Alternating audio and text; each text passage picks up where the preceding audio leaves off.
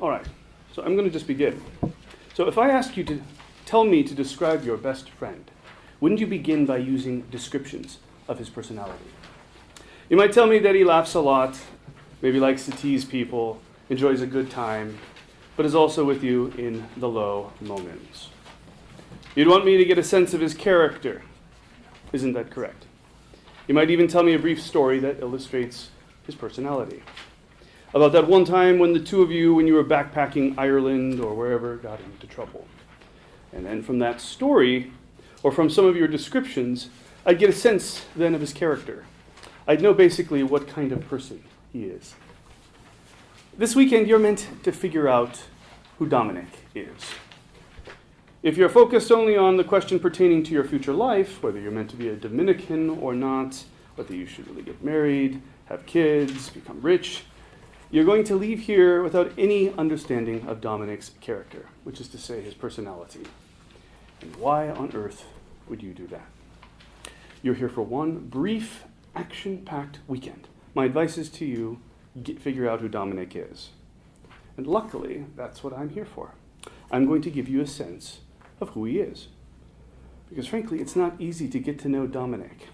I'm a Dominican, solemnly professed as of last summer, and I'll admit he's a hard nut to crack.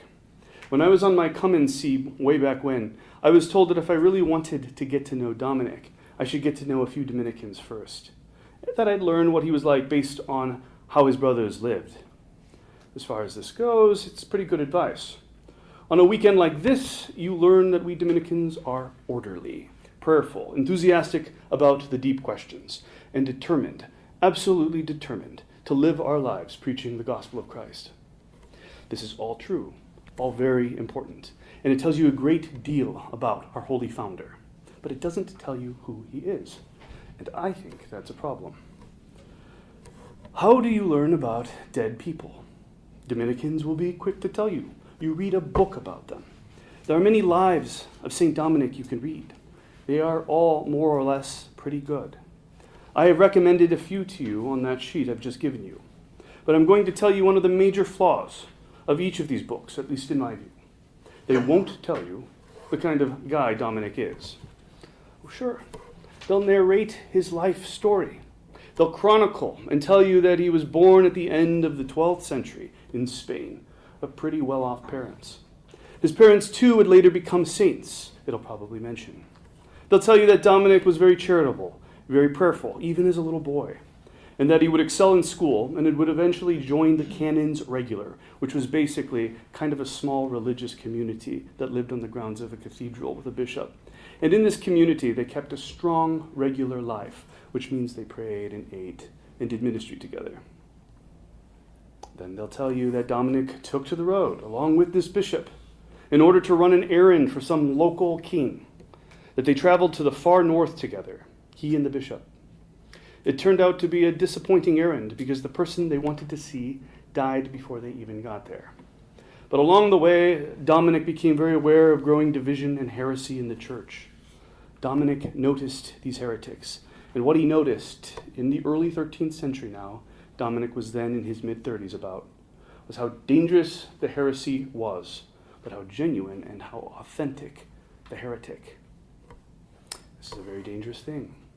To be a hypocrite heretic is one thing. To be genuine and also a heretic, well, that's something else. The church isn't afraid of the first kind. She's had many hypocrites in her ranks at one point or another, and she and the world know how to handle them. The second category, however, is a very different animal, because they feed from a kind of force that leads the flock from the fold. They are, in other words, dynamic, and their dynamism attracts. They are the ones who draw away the faithful, scatter the fold, and create divisions. But let's remember who's at this moment speaking to you. The biographers, we will call them. The biographers will tell you that Dominic, with the aid of certain bishops and priests, sets up a preaching band. He knows the way to break the heresy is by outrunning the heretics. These heretics, you see, were obsessed, absolutely obsessed, with the poverty of Christ. They had every reason to be obsessed with it. Everything they considered good and holy seemed to belong, evidently, to rich people. But they knew Christ was not rich, They knew he had been quite poor. So they celebrated their own poverty, sanctified it.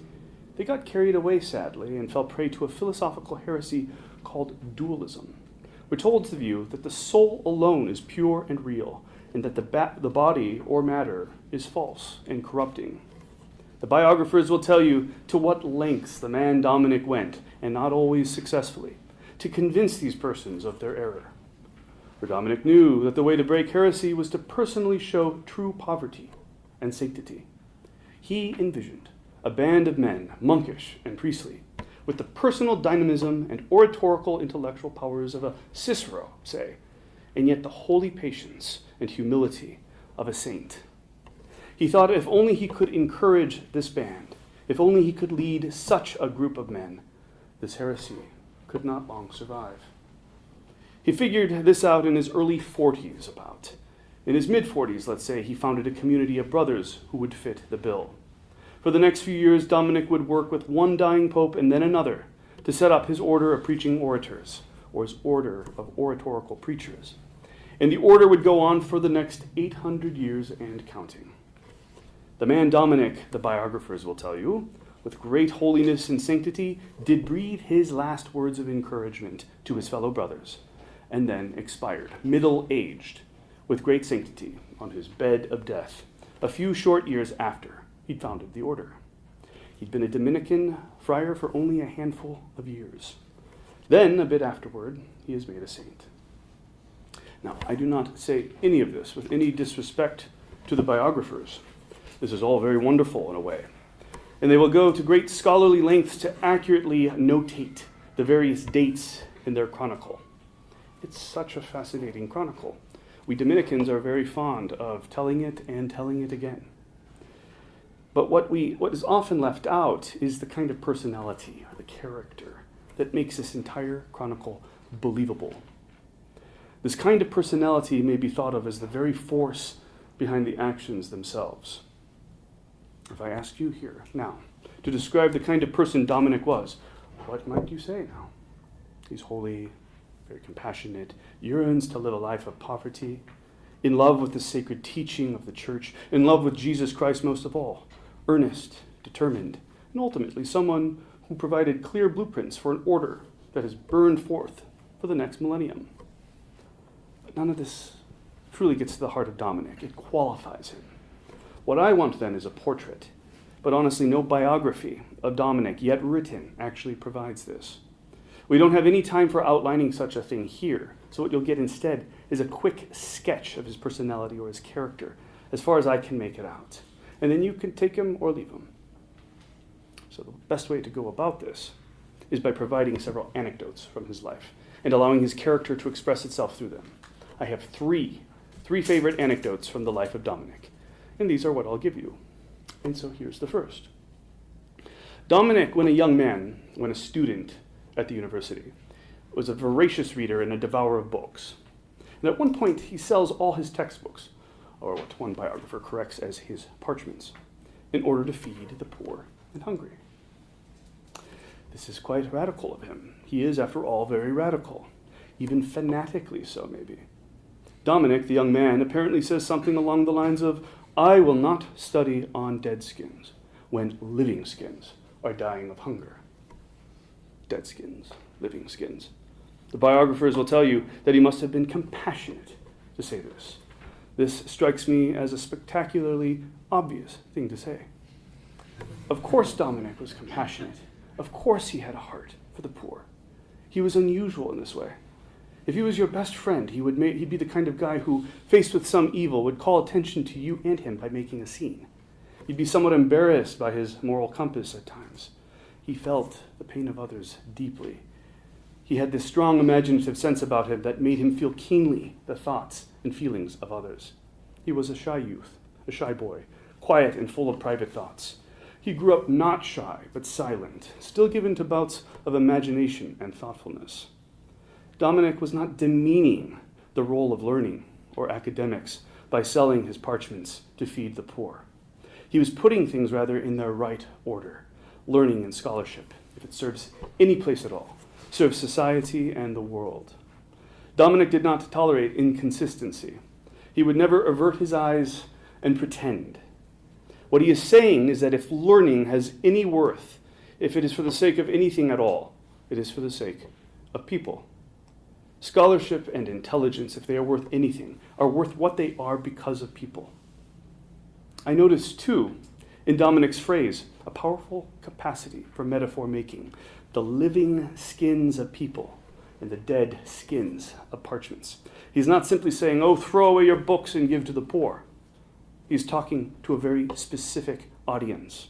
He is speaking to scholars, students, professors, men of learning, the people he lived with and knew best.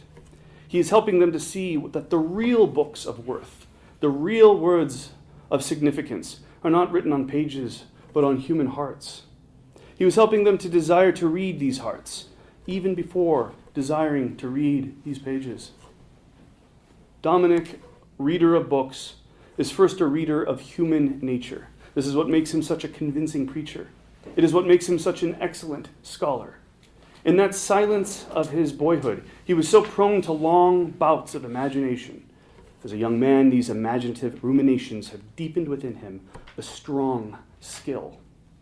I'm describing for you a young man, though often quiet, though often lost in his own thoughts, though gentle-hearted and kindly, in any case, a young man in touch with true strength, an inward strength, his conscience, the voice of God in his soul.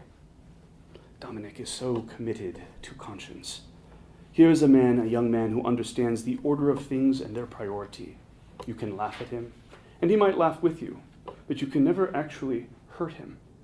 Evil cannot hurt him. Evil can anger him, yes, but only ultimately encourages him to acts of great compassion.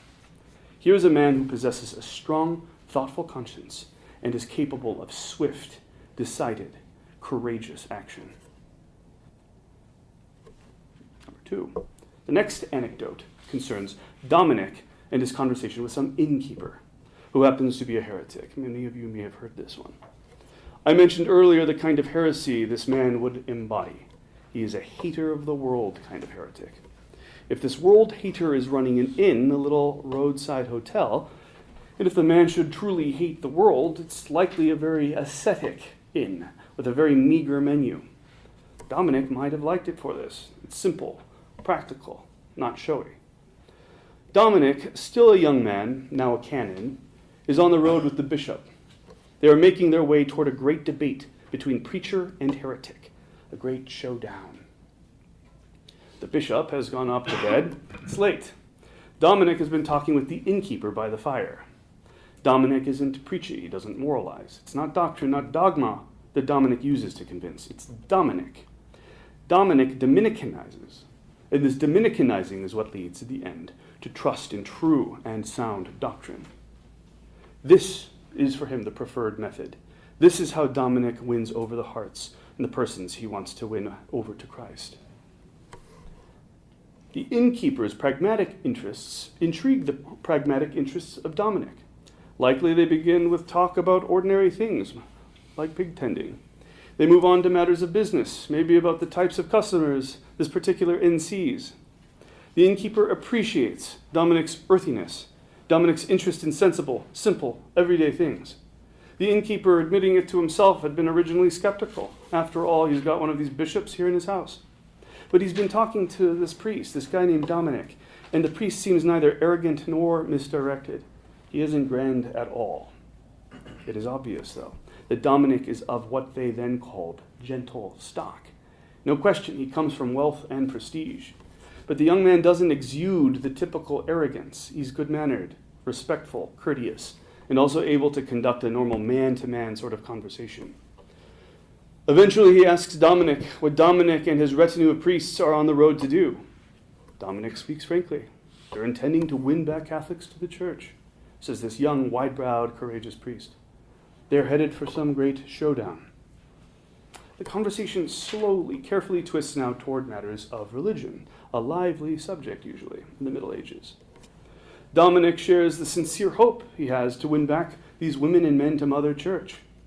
No doubt Dominic notices the little hesitation on the part of the innkeeper. Probably Dominic begins to notice some tone behind the questions being asked, some tension underlying the kinds of things the innkeeper is saying.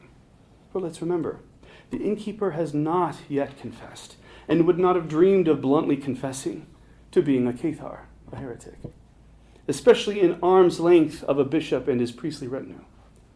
But especially, too, when such a band of priests intends to convert similar heretics to himself just down along the road. It's not a thing one ever blurts out to random people, especially when you're trying to keep an inn going. The innkeeper ordinarily keeps quiet, but there's something about Dominic that impels the innkeeper to disclose his secrets, to speak with frankness and confidence. So also keep in mind, Dominic does not know the innkeeper is a heretic. Yet he is, on the other hand, beginning to wonder about the opinions of this strangely opinionated innkeeper. He doesn't wonder about it darkly or suspiciously. He's only naturally curious. He likes the innkeeper, finds him interesting. So Dominic does not, in fact, turn on the heat. Dominic, student of humanity that he is, lures him out. He portrays the typical heretic in the most charitable light, while gently spelling out the confusion embodied in the particular heresy. Bit by bit, this draws the innkeeper out. Finally, the innkeeper admits to Dominic that he, too, is a cathar, the kind of world-hating heretic that Dominic and his bishop is on the road to correct.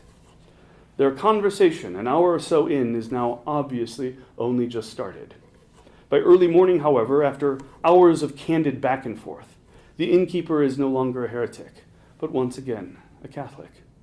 Dominic has won him back to Christ.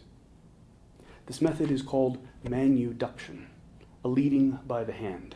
Thomas Aquinas, another image of the founder, would later spell it all out quite philosophically. The method is never hostile or inquisitorial. It is inquisitive, curious, empathetic, understanding, like Dominic was. The last story I draw you to involves the final confession of Dominic on his bed of death. Dominic, middle-aged, is dying. He dies from the long exhaustion of his labors, is what his admiring brother friars, about 20 gathered, are whispering around him. He's also dying from a disease we can't know of for certain, has a high fever, and has not been eating. The order of preachers, the Dominican order, is now at last established, only recently established, however. The order is new, but Dominic is now spent. Dominic has been a force of energy. In under 10 years, he has built an order of preaching friars, sweeping all through Europe, built to serve the needs of Mother Church. These men, in Dominic's image, are to embody what he, Dominic, stands for: the bold pursuit of truth by light of faith, and the bold preaching and teaching of that truth on behalf of Mother Church. This truth that Dominic loves is a person, Christ, with whom Dominic fell deep in love and friendship long ago in his childhood. This truth needs trustworthy friends, and this is what Dominic most intended his Dominicans to be: truth friends in and for the world, eager to win the world back to truth. That motion and activity, what would later burgeon forth with fire and light in this magnificent order, even in its long history, was already there in the mind of Dominic. He was like a great writer, with the whole scheme of his book inside his head. Yet, it is the common Aristotelian Thomistic principle that what is in the effect must be in some way already in its cause. In this case, the cause, Dominic himself, is dying, is now spent. When Father Ventura, who is prior or superior of the community in which Dominic is dying, leans forward and asks Dominic for his last words, Dominic says to him, "I confess I have preferred the conversation of young women to that of old women." I am sure this shocks the friars around him. To many it tells of his deep humility and sanctity. To others, perhaps younger, they are maybe confused why this is really something for which to be very contrite. For Dominic is not confessing any unchastity or impurity. I want to reflect a moment on this matter of women young and old. Dominic has spent his whole life cooperating with grace, perfecting that virtue, realize, comprehend the authority he holds over his own soul. He's not speaking about unchastity. He is not being scrupulous.